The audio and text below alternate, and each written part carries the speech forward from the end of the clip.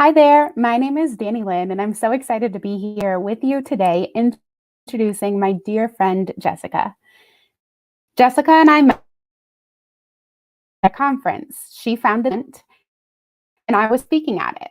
During my talk on marketing, I saw someone slip into the back of the room to listen, and it was her.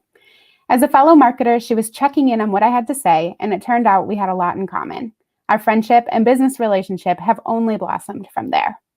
Jessica Zweig is the CEO and founder of SimplyBe, a premier personal branding company based in Chicago. Her accomplishments have garnered her extraordinary praise, with Inc. titling her top digital marketer to watch, Forbes naming her a personal branding expert, and the Chicago Tribune calling her one of the 10 entrepreneurs to follow. She was the 2018 Gold Stevie Winner for Female Entrepreneur of the Year and the 2019 Silver Stevie Winner for Female Entrepreneur of the Year. Jessica has also been featured in MarketWatch, Business Insider, Thrive Global, and The NewseXe. Jessica, I'm so excited to have you here. I'm so excited to be here, Danny Lynn. Thank you so much for making this possible. My pleasure. All right, I'm going to turn it over to you from here. We're excited to hear from you. Danny Lynn is a walking manifestation of women empowerment, women believing in women, women allowing other women to shine. And sometimes we need that. We need other people to believe in ourselves, to believe in us a little bit more than we believe in ourselves. So hello, everyone. I'm Jessica Zweig. I am the founder and CEO of the SimplyBe agency, a personal branding company, which from the outside in looks really successful and accomplished. And it is in a lot of ways. But what I always find to be the most essential piece of success is understanding how we got there. I grew up a very gawky, awkward girl from about age 9 to 22. I was terribly bullied by the mean boys and ostracized by the even meaner girls.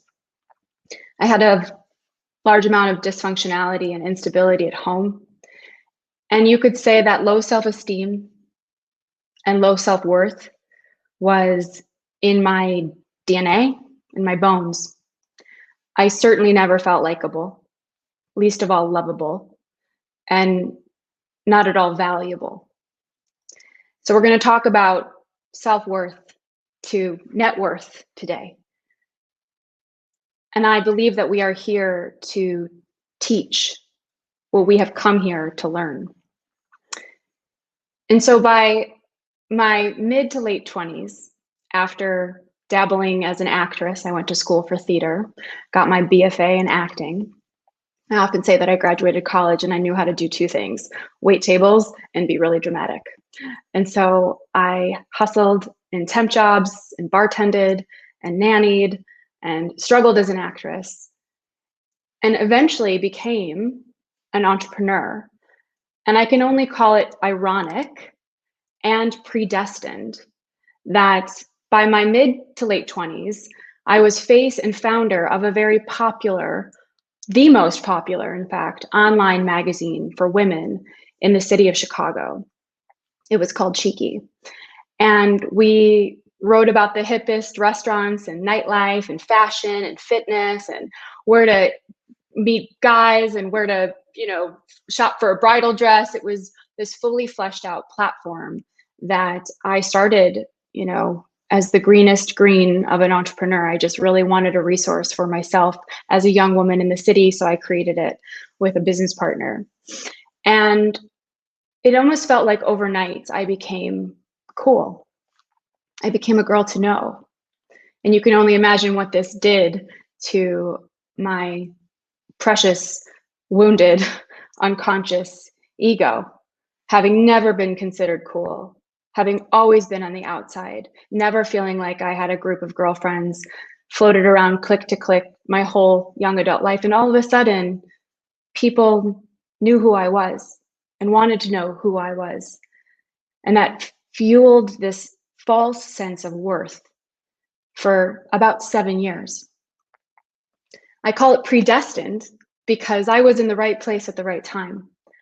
I started that magazine in 2008, at the dawn of social media, at the dawn of the internet in a large way. Facebook and Twitter were the only games in town, and Instagram didn't even exist, neither did Pinterest. LinkedIn was desolate, YouTube was on the rise, and I just had an innate knack for digital marketing, to communicate, to write, to create content online, to connect with my audience in a way that was an inherent talent that I didn't even know I had. And as a result, my magazine exploded. We had over 100,000 local readers, and we worked with the biggest brands in the world. Fortune 500 brands wanted to work with us to reach our women.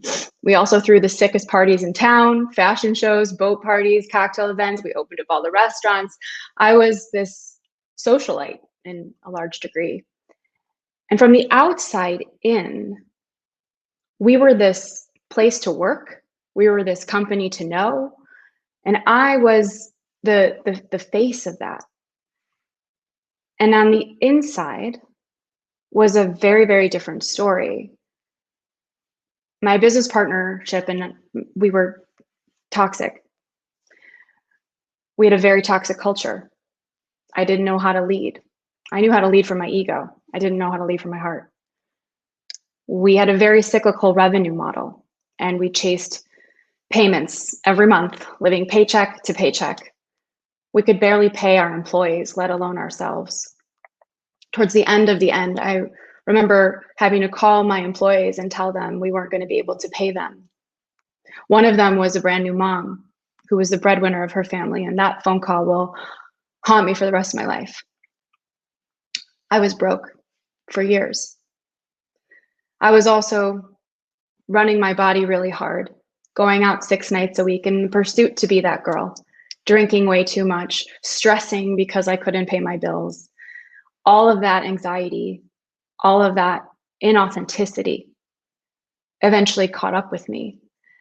And I started to suffer from full-on nervous breakdowns and ultimately contracted an autoimmune disease because my body was physically just deteriorating. It was right around this time that I started to dabble in meditation, spirituality. I felt like I had no other resources but to go within and start to get still. And there was one particular afternoon where I was outside feeling overwhelmed by the depression and the anxiety. I was physically sick. I was in a ton of pain from my autoimmune disease. And I was sitting in a park. It was May.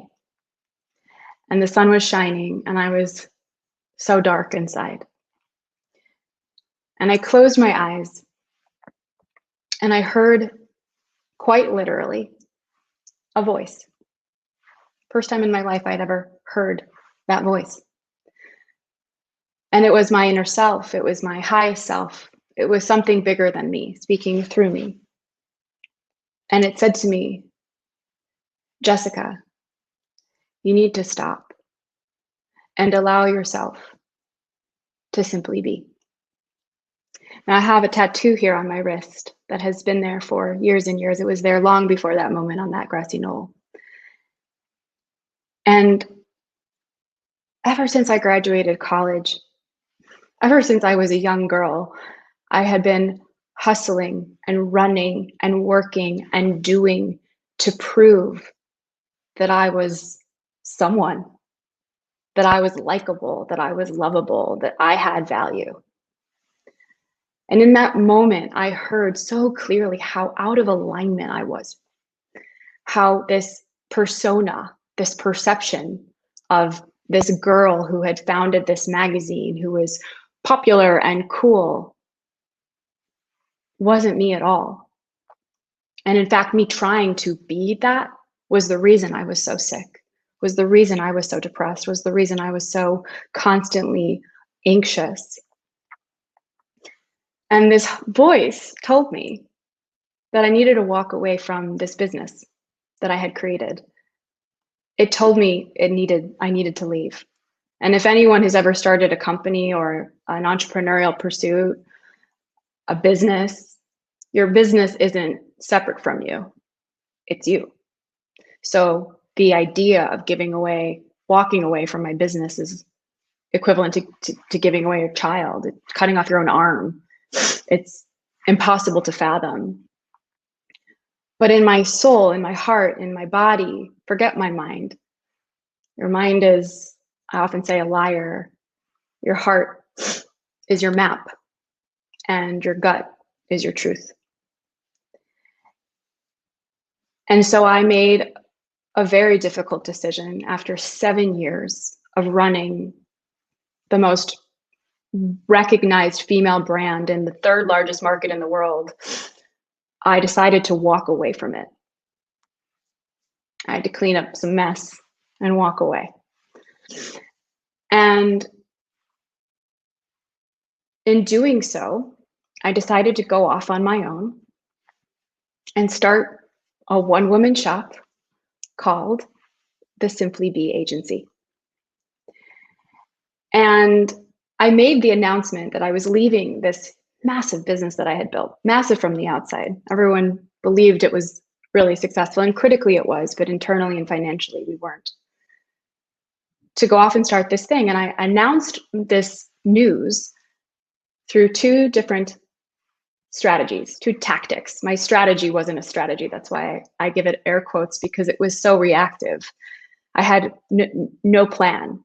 I just wanted to take what I had learned building my business, working with major Fortune 500 brands, building audiences, and teach other companies how to do that, because I knew how to do that. That was a hard skill that I had. So I announced my departure via one email that I sent out to my network. I BCC'd about 200 people, and I put up a Facebook post. That's all I did. And within a week, within 5 business days, I had over five figures in revenue and a line out the door, because I was just one person. Everyone wanted to work with me. People came out of the woodwork wanting to hire me and be a part of what I was starting.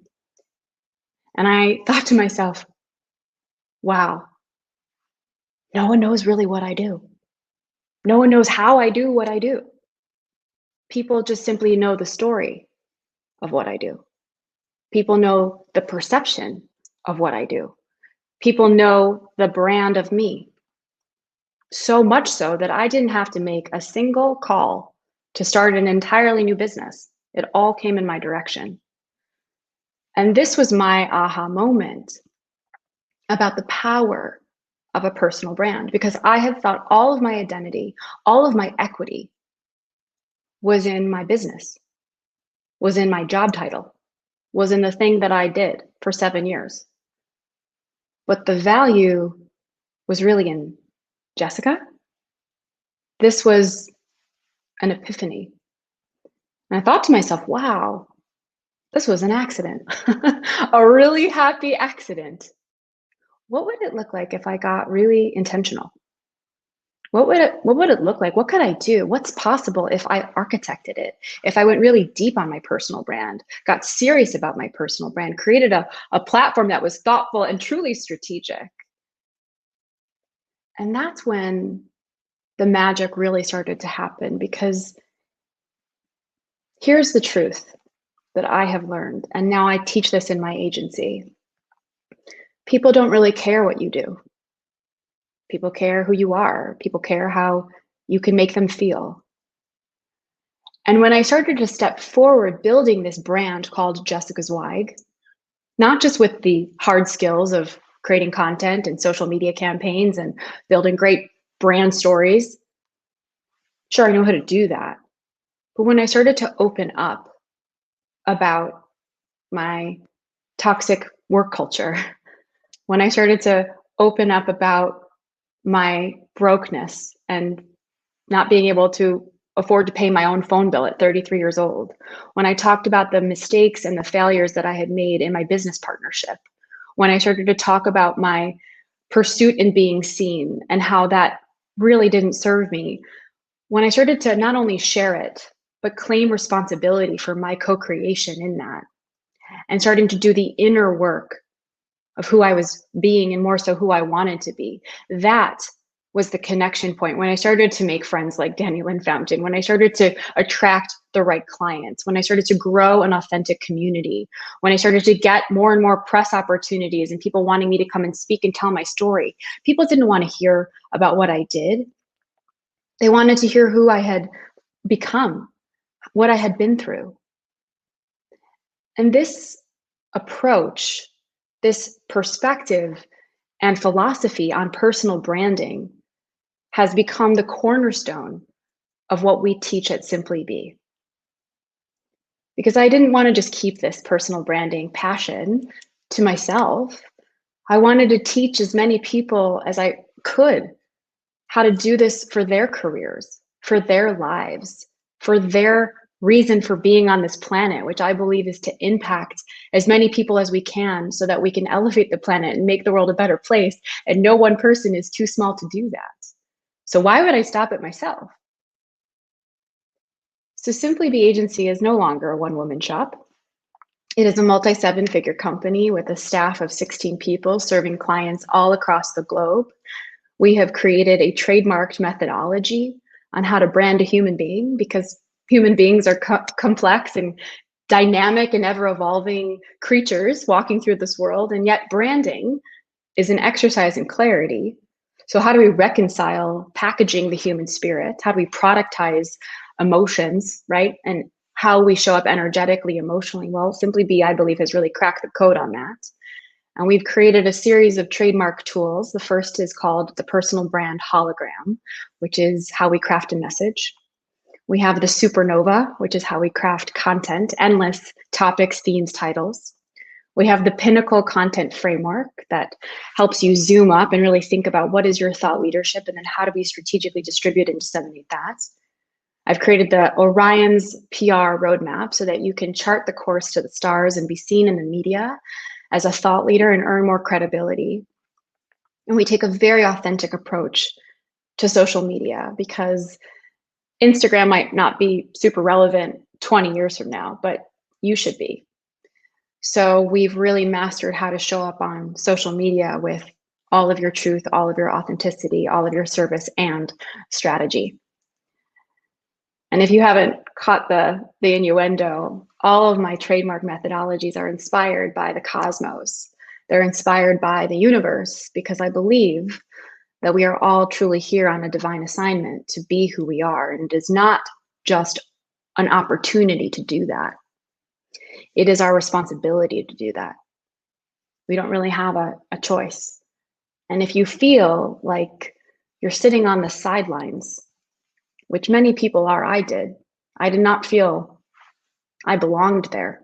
I didn't feel worthy of being there. That feeling will eat you alive after a certain point. You have to be who you are. You have to shine your light. You have to live your light, because that gives other people the permission to do it too. And that's how we create this domino effect of awakening. Now, I mentioned I run a 7-figure company. A few years ago, I was $75,000 in debt, so broke I couldn't pay my phone bill that I had to ask my parents to help me for $250 to pay AT&T, because that's how broke I was. And I get a lot of questions about success monetarily. And my book that I just wrote is called Be, a no-bullshit guide to increasing your self-worth and net worth by simply being yourself. And net worth, in my view and in my book, quite technically, it's a bit of a misnomer. I don't really talk about money. I'm not a finance expert. I talk about the experience of net worth as the experience of abundance. And abundance can be money in the bank. Abundance can be a sense of freedom. Abundance can be joy, doing what you love every day, the choice that you are worth it. And it starts from within. Building your personal brand is for everyone. And that's because it's an inside job. It's knowing your value. It's knowing what makes you you. It's owning it. and then being able to clearly, consistently, constantly communicate that value into the world that drives your life on your terms. Self-worth is the cause. Net worth is the effect. I believe that so many of us hold ourselves back from truly stepping forward into being who we truly are because we don't feel we are worthy. The very first line in my book goes like this: do not be surprised how fast the universe will respond once you have decided. Success isn't your circumstances. It's a choice. Your value isn't how much money you have in the bank. It's not. Your value isn't how many social media followers you have. Your value isn't your job title. Your value isn't the press Forbes expert and female entrepreneur. That's not your value. Your value is what you say it is. Your value is who you are being. Your value is all of your life experiences, flaws, fears, mistakes, failures, included in your greatness, in what makes you amazing, and claiming that together and integrating that into your brand story and being unapologetic about how powerful that is. I often get the question, oh, you talk so much about authenticity, Jessica. What's authenticity? There's a lot of definitions for authenticity, and it is a super overused word, and I know that, and everyone's kind of over it, and it's been buzzed about now for a long, long time, and it's somewhat lost its meaning, right? Can't always really, truly be able to define it, but the way that I define it comes down to its juxtaposition against inauthenticity. Inauthenticity versus authenticity is fear versus love. Fear shows up as ego. Fear shows up as a lot of things. Love shows up as service. We are all here to give our unique gift. And when we bring ourselves to the table with our messages, with our light, I want you to ask yourself, is this coming from a place of service? Because that's when you're doing personal branding right. Or is it coming from a place of fear? And fear can show up, like I said, in a lot of ways, but ego is primarily one of them. And I came from that place for so many years. And it exposed a lot of blind spots, and I did a lot of growth, and that's the price we all pay on the path to evolving. But my question for you is, it's a choice. What will you choose? Will you choose to let your fear stop you from sharing your light and from coming from love and being in service despite what people think of you? Or are you going to let the world define you and project onto you and keep you stuck and safe and small? Maybe you'll feel comfortable in your fear, but comfort zones keep you small. And I truly believe that we're all here to live a really big life. And it doesn't have to be flashy, and it doesn't have to be all over social media. It comes from our beingness, not our doingness. So my question to you is, on the path to self-worth, to net worth, inauthenticity to authenticity, to fear versus love, doing versus being, what will you choose? Do not be surprised how fast the universe will respond once you have decided. And you simply have to decide. It's up to you. Danny Lynn, I'd love to bring you back up here and have a conversation about all of this good stuff. Oh my gosh, that was so great. Thank you. I definitely have some questions for you, so let's dig in. I want to know, as women, especially underrepresented women, we face a myriad of challenges in the workplace and our general lives. How do you consistently prioritize growth in troubling environments? So I just got back from Costa Rica, as you know, and I hosted a retreat with 11 women that came in from all over the country who I had never met before. And I believe that the power of sisterhood is medicine. I believe that finding allies amongst other women is life-changing, altering. And I think that we have to put down our walls when it comes to each other. I said this at the very beginning. We had sort of this, so we circled about each other, you and I, right, when we first met. Oh, who's this marketer? Who's this marketer, right? And in an instant that was diffused. And look at the relationship we've grown and how far we've come simply by being open and kind.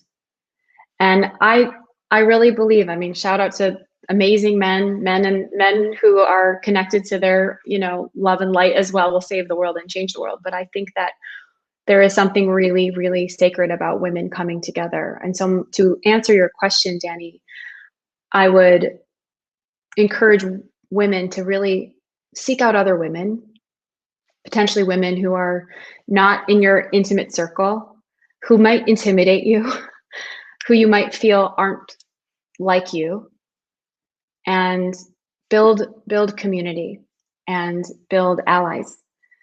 I really think that we're entering up into a new era as women and we're rising. And that includes all of us. So when one woman rises, clap for her because you're clapping for yourself.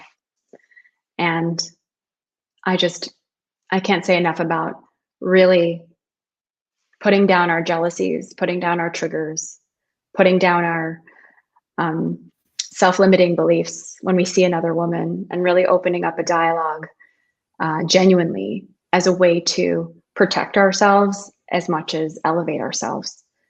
So hope that answered your question. Yeah, I think that's so important.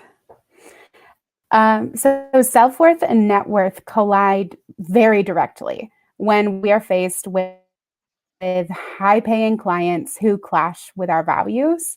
How do you juggle these situations as an entrepreneur?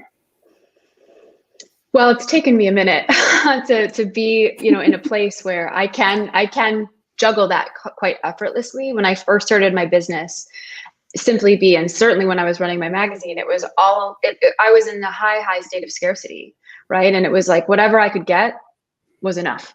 And it didn't matter what the value was because I just needed to prove myself. And over the course of my career, I've learned that whenever I do that, whenever I take on a client just for the money or because I feel like, I have to, it never ends well. And I'll tell a quick story that really was a pivotal moment for me. I actually write about this story in my book. So the first year I was running SimplyBe, I had a client come to me. She was a financial advisor. She had a lot of money to spend. She wanted to be the next Suze Orman. That's what she told me. And she sat down in my office. We took our kickoff call. It was going to be my biggest client to date. I had never had a client that was of that scope. And she sat in my office and she talked about how she wanted 1 million subscribers on YouTube within a year. She wanted this size mailing list. She wanted this big of a Facebook following. It was all about what she could get. I want to be the next Suze Orman. I want to be internet famous, basically. At no point did she talk about, I want to help young women pay off their college debt. I want to help new couples begin their marriage and investments together. I want to help empty nesters make the most of their retirement so they can live their best lives. Like nothing about anyone else but her. And I turned her down. I didn't take her business because I didn't want to work with someone who wasn't coming from a place of love and service. And so really establishing your values as an entrepreneur, as a young person in your career, and orienting to those values in every decision you make. And you have to put those down on paper. You have to write them out. You have to look at them. You have to know them in your bones. And that makes decision making so much easier of what you'll be willing to take and do and what you won't be. And so I didn't necessarily start there. I just wanted, to be able to pay my bills. And there's nothing wrong with that. But I also knew that I couldn't really look at myself in the mirror each day and feel like I was doing my life's work if that was my come from. So start with your values. Don't be afraid to say no. When a door closes, windows open, and that is fact. Trust that. Trust that. It's so important. Even in a corporate career, I felt myself feel so much stronger when I put my values in front of everything else. That's great advice. Yeah. And I think with the word no, I just did a whole podcast on five hacks on how to say no. And back to your first question about, women and how do we advocate, and how do we rise up in environments that don't really serve us or aren't built for us. I think that learning how to say the word no from a place of conviction as much as grace and being unequivocally unwavering in the word no is really freeing. And it's not as bad as we always think it will be. Drawing a boundary, people respect the boundary. And then you feel a million times later and it's over and you said it and it's done. And that person might not even think about it as much as you did. So really practicing the word no, there's multiple ways to flex that word. And I would highly encourage everyone listening, but particularly women, when it comes to placing time and value on our time, I should say, that word will change your life. Mm-hmm. Pivoting a little bit, the marketer in me is curious. What was launching a book during a global pandemic like? How did you have to get creative? What do you wish you could have done that you didn't get to do because of the virtual environment? What was that like? Yes. Well, thank God I launched my book in February 2021 versus March 2020. My heart goes out to all the authors that launched in 2020 because we didn't know what we didn't know. We were navigating a brand new world. And so as I was ramping to my book launch in February, starting in like October, November, I kind of knew what I was signing. I knew what I was going into. I had eyes wide open about it. So I knew I had to plan a predominantly virtual launch. I knew I had to really tap social media and influencers and look to strategic partners across the country and really start there, right? Versus partnering with brick and mortar bookstores and going on a book tour, like was a dream, right? So I had to put that dream down, which sucked, to be frank, but it was also a beautiful opening and a beautiful gift to be able to reach actually more people because of COVID. I was able to talk to groups. I mean, I did a huge part of my strategy was partnering with organizations and companies and speaking to them and doing book buys with them. And I could sit in my office at home and be in California, be in New York, be in Miami, be in Austin. And so it really opened up the aperture of what was possible. And then, oh man, there were so many elements to the strategy, but because I didn't get to go on a book tour, I really, really, truly wanted to teach people the book. I wanted to be able to open it up with people and walk people through. And so I made a pretty ballsy choice to host a retreat in March in the middle of this pandemic in Costa Rica, which is a very safe place to go in the world of COVID at this time. And I vetted this with my team, with my PR person, what's this going to look like if I do this? And will I get backlash? And it was actually my assistant who said something so powerful to me. He said, Jessica, you've been living in the light. You've clicked out of the fear. You've been really focusing on service since this whole thing started. So why would this be any different? And I thought to myself, okay, if I host this retreat, at least 10 people in the world will sign up. At least 10 women who follow me will be brave enough to travel and do this. And we got 11. And it was just tremendous. And I put some book buys in it. So I sold books as part of it. And really just getting creative and doing things my own way and not following the rules. It was my first book, right? So there's all of these sort of stories you hear about what it really should look like and what works and what doesn't. And my naivete was a huge asset. I just went for it and made it fun. And I chose to enjoy the journey throughout the whole launch versus stressing out about it. And it paid off. You know, I hit number 1 on Amazon in, 24 hours, and we really sold a lot of copies, and the book is out in the world now. It's a movement. And it all just kind of came down to following my truth and what felt good for me and living in the light. I know it sounds cheesy, but it's a dark time, and it's real, but we have control over this and only this.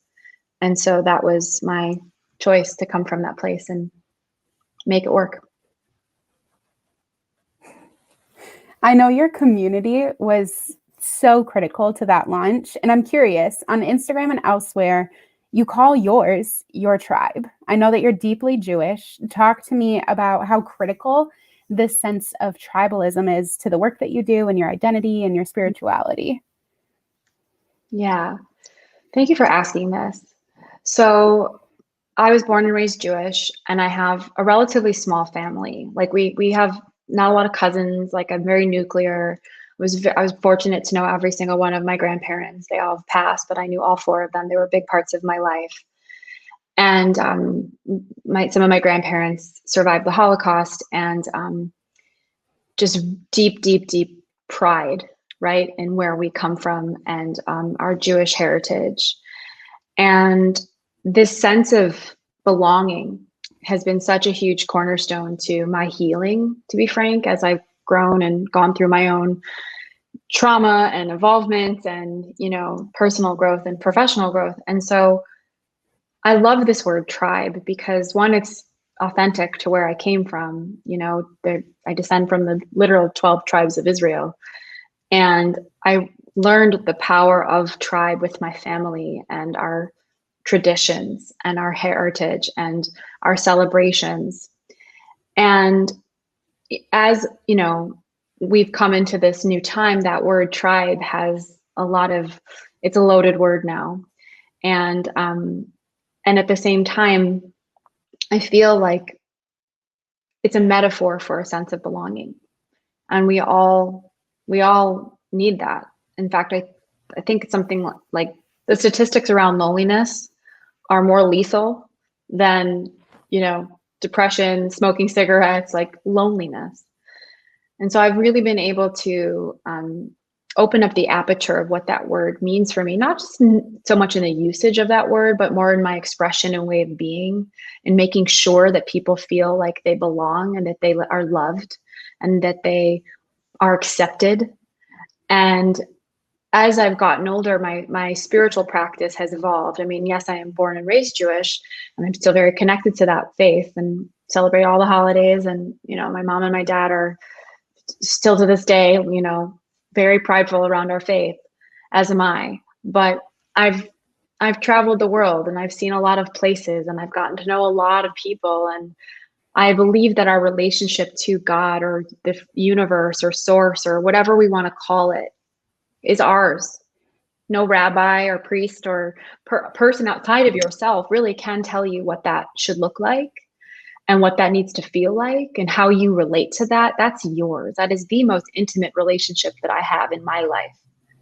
And I have picked up a lot of beliefs along the way that actually are stemmed from the Hindu faith and the Buddhist faith and the Christian faith and the theories around the extraterrestrial and the universe and science. Like, all of it has become this amalgamation in conjunction with my Jewish identity as my relationship with what I call source. And so the word tribe has just really extended beyond, what I think that the dictionary says, at least in my own life and my own expression of it. And again, it's the biggest part of my life. Thank you for sharing. I have one more question for you, and we're going to go to audience questions. So if you are watching, please go ahead and put your questions in the chat below. But Jessica, my last question for you, for those of us that work corporate jobs, we believe, because we've been taught, that we have so much less access to control over that journey from self-worth to net worth. So what advice would you leave us with as we try and navigate that with that perception of lackedness? So I worked in a corporate role for a while, and before that I was an entrepreneur, and then I went to sort of, work for a big company, and then I started another company, which I'm doing now. And my job title and even my brand, even though it's tattooed on my wrist, it's going to not always be the thing I do, right? You're not always going to be in this role that you're in right now at this company. You might get promoted and do a different role, right? You might move on to a different company. You probably are going to move on to a lot of different experiences and roles. And yet you are always going to be you. You are always going to be the product, to be frank. You're always going to be the brand. You're always going to be the asset. You are your most precious asset, right? Not your job title, but you. And so really coming from this place of self-worth, right? Remembering that. And it's freaking easy to forget. We forget it every day because of the world around us, right? So it's really prioritizing space to work on yourself, to learn how to lean into yourself, to love yourself. That can look like therapy and coaching. That can look like traveling. That can look like journaling. That can look like deep, rich conversations with your friends. That can look like, meditating, moving, whatever it is, but get to know yourself. Be in relationship with yourself. That's where you find your value, in your being, not your doing. And I believe that when you really start to embody yourself more than, you have in the past, when you really step forward in your own authenticity, you become a magnet. Like, you begin to vibrate at a different frequency. Everything is science. This is just energy. This is like Albert Einstein stuff. Like, we're all just energy. So when you really start to vibrate at the frequency of you based on this deep knowingness of yourself, you begin to attract things. Like attracts like. That's also science. We become magnets to more of our right opportunities. So self-worth to net worth is a natural net effect. It's a natural evolvement. If you start to believe in who you are being more and more, the world responds in kind. The world mirrors back to you what you believe in about yourself. And so you don't have to go be a big thought leader like Tony Robbins, Brene Brown, whatever. Like, you can just be you in your job and have this place inside yourself begin to vibrate at this unapologetically authentic you-ness, and watch what happens. Watch what happens, right? And it'll be on your terms. It'll feel right. So did that answer your question? Yeah, thank you for that advice. All right, we're going to go to our first audience question. Victoria asks, what are the 3 things we can do this week to start building our personal brand? Wonderful question, Victoria. So 3 things. I often say that branding is an exercise in clarity, right? And so you really want to understand, what's my brand slogan? You can start there. Like, when people hear my name, I think it was Victoria Heard. When people hear Victoria Heard, what do I want them to feel? What do I want them to know? What do I want them to say? What do I want them to think about? And if you can craft that down into like a sentence or a couple words, that's also called your value proposition, right? And that knowingness of really understanding what makes you you and how do I clearly articulate that, that's step 1. That if you can do that alone, you're 100 miles down the line on building your message, right? That clarity. And I talk a lot about that in my book. I talk to you about how to get there, but just ask yourself those questions. Honestly, the power of LinkedIn is tremendous. I don't believe that LinkedIn is a place anymore to like just job search and like network inauthentically. It's a place to grow thought leadership. It's a place to tell your story. It's a place to position yourself as an expert. So take your slogan, we also call that your headline at SimplyBe, and make that a part of your profile. So looking at profiles on LinkedIn is the number one activity. It's what we do. We don't in-mail, we don't job search. We just look people up and read their stuff. So if you can optimize your LinkedIn to tell an authentic, clear, and consistent story, you're doing it right. You're also far down the line in branding yourself. And then the third thing I would say was to create content, create value, share something, share a few things. It can be an Instagram post, it can be a blog. I would highly recommend we like often say zoom up and think about our thought leadership. What really comes naturally to us? How can we express ourselves most authentically us? Writing, getting on video, doing a webinar, talking on a podcast, right? These are pinnacle pieces of content that extend beyond social media. Social media is a place to drip it out and reach community, but you really have to elevate yourself with content that's yours. So think about what those mediums are. Then come up with a couple cornerstone topics that you really want to be known for. Because here's the secret about building a brand called you. Ready for it? It's a really big secret. I'm just kidding. I talk about it in my book, I give it away. But it's kind of basic, but super profound. You are who you say you are over and over and over and over and over and over again. That's it. That's how you become known as the thing you want to be known for. So pick your lanes, stick to the script, share content, share value. It's not about you. It's about the people you serve, and watch what happens. You will start to amass awareness. Awareness plus consistency equals an audience, and that audience can become ownable to you, and you can really start to leverage that. So I know that's a long-winded question, long-winded answer, but those were the three things that I would definitely recommend you do. Thank you. That's great. Next audience question from Kate. How does the pandemic impact a person's ability to simply be, especially as parents are barely surviving and not often achieving their highest self? Has this changed the advice you'd give at all? So I think the pandemic has impacted our ability to simply be in lots of ways. And there's a couple of different ways you can look at that. So first of all, the question was about your parents. And, I have older parents too who I haven't seen in 6 months. And they're having their own experience. And so are a lot of people. And remembering that we are only responsible, for ourselves and how we respond and react to things. We don't have control over anything but this. I say this all the time. And so my first piece of advice to you would be, how are you taking care of yourself? I know you're worried, they're your parents. Of course you are worried and care about them, but how are you taking care of you so that you can show up and be of your highest service to your parents while still getting your own needs met? Because you deserve that too. And that is 100%, I think, a huge theme in this pandemic was, how are we taking care of ourselves, right? In all of this, and forget just wearing masks and making sure we're not exposing ourselves, but like mentally, spiritually, emotionally, how are we filling up our own cups? And I would really take a hard look at where you're doing that for yourself. Because when we do that, when we really are in this place of fullness, right? And there are times, of course, when we're raw and vulnerable, and that is just as equally as authentic as when we're full. But we can't be of service, and we can't shine our light and come from this highest vibration when we're operating from a place of rawness. And so this has been a huge learning curve for me, to be frank, and so many people I know, to look right for the silver linings here. And it has been a dark time. It has really been a dark time.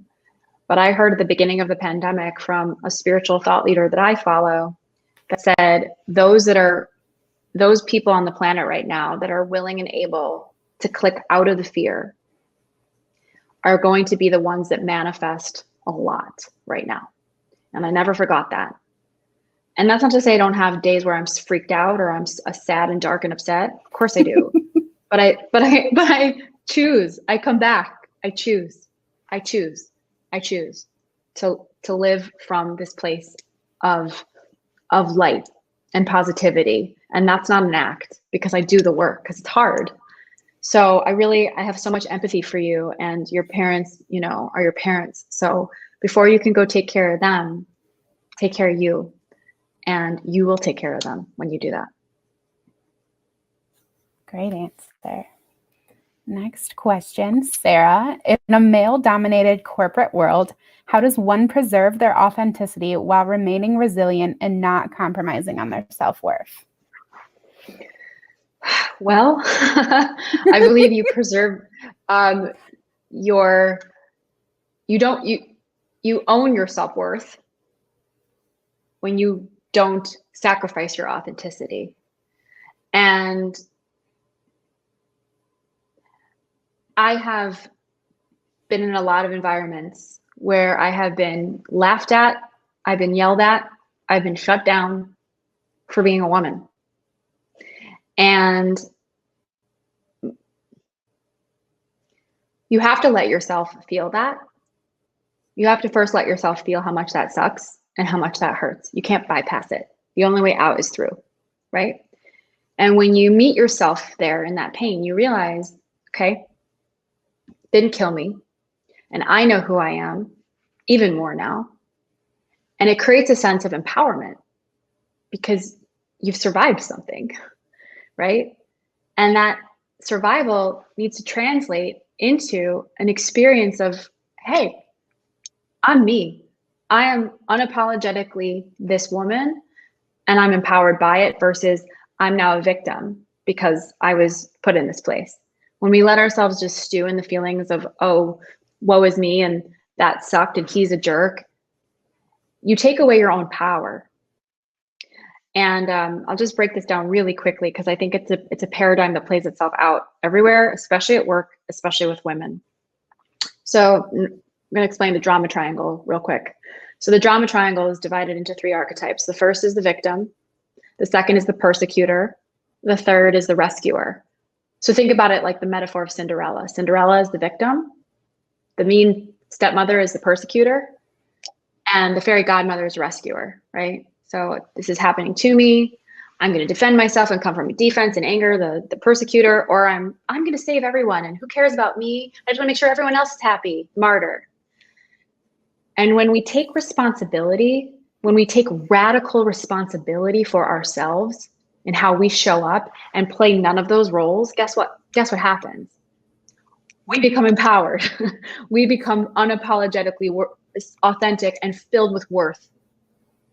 So in those environments, like Danny asked us earlier, find your allies, go into the pain, let yourself feel that pain. It's not going to kill you. And tap out of the narrative of I'm a victim. I need to rescue everybody else. Who cares about me? And I'm going to fight back and be just as big of a jerk. Just take responsibility for yourself. Show up. So I know we have another question, but that was a really good one. And I really wanted to explain that. Thank you for asking that.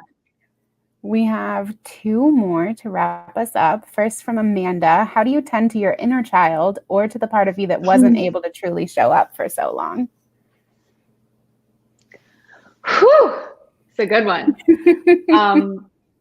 I'll give you a practice because I've done a lot of inner child work, and it's really important to see her, to name her, to identify what age you really want to go meet her. For me, it was actually my biggest wounding happened when I was like 13, 14, based on things that were happening in my family.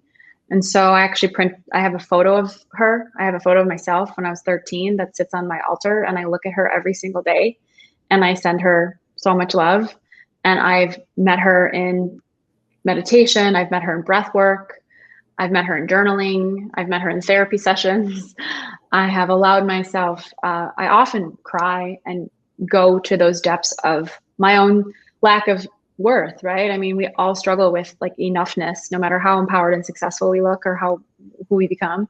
And that inner child work is so essential to becoming integrated and owning that side of ourselves that wasn't loved or didn't feel loved when we were that age. And being the adult in the room, right? Meeting her there, integrating her into your heart. And there's so many ways, like I said, and so many practices you can really open yourself up to get there. I would recommend you make that a practice. find resources and support to do that. And look at her every day. I do. I look at her every single day, and I like see the pain in her eyes, and I stare at her with love. And so I think, to be frank, it's such a powerful question. Speaking of authenticity, we really have to go and find those shadow sides of ourselves, the dark. The first chapter in my book is called Embrace Your Shit. The first chapter of my book, it's all about really bringing all of that to the table, because it's what makes us real. And so that's the most magnetic people in the world, right? Are the ones that are the realest. So bring that inner child to the work that you do every day in your adult life. Powerful. Last question before we wrap up. What are some exercises we can do to identify what we want our personal brand to be? So Yuri, such a great question. You can read my book, which, by the way, we should talk about how I'm giving away books to everyone. But I have an exercise in my book. It's at the very beginning of the book. This is a really great homework for every single person listening. So it's really hard to do this work in a vacuum. It's hard to understand your brand yourself. So I would recommend that you identify 3 to 5 people in your life. Ideally, these are a mix of professional relationships, people you work with, your bosses, your team members, clients, a mentor, and then personal relationships like a partner, best friend, or a parent, people you trust, people you love who love you. And ask them all the same exact question, which is, what is my unique intrinsic value?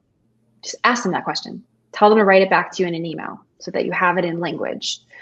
And that is the beginning clay of your brand identity, because most likely you'll start to see overlap, consistencies, synonyms, cohesiveness across the board if you're asking the right people. And this becomes a mirror to reflect back to you how to articulate your value, right? Because again, your personal brand is knowing what makes you you and being able to know your value. And we need help. That's why I have a business. Like, we can't do it alone.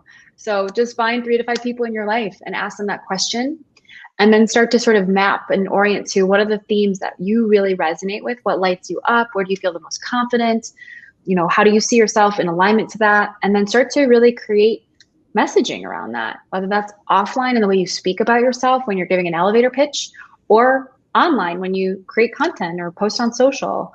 But it starts with the message, and we need to put ourselves in a little bit of a fishbowl to get that feedback. And that will really help, I think, set you down the path of knowing your brand. That's great. So speaking of your book, you have some exciting news for the audience as we wrap up here. I'll go ahead and let you share that. I do. So if you go to simplybeagency.com, I just got so excited, /Google, the first 50 people who sign up, super easy, just sign up here, give us your name and email. We're going to send you a free signed copy, signed by me, of the book B. So that's the first 50 people. And then whoever signs up, people who get the book and beyond, are going to get my 10-step personal brand audit. So it's a quiz to really take you through a series of questions so that you know exactly where you stand when it comes to your current brand and what steps you can take to really get you to the place you want to be. So first 50 people get a book, and then everyone else will get my 10-step personal brand audit freebie. So really excited to share my book out to the Googlers, and we'll really hopefully help everyone who reads this book or not, just to go deeper. It's all in here. So thank you for giving me that opportunity. Yeah, thank you so much for being here. This was great. You're great, and I love you, and thank you for making this possible and for always believing in me. And I believe so much in you. You are such a leader and such an inspiration, and I'm such a gift to be able to do this together. So thank you. My pleasure.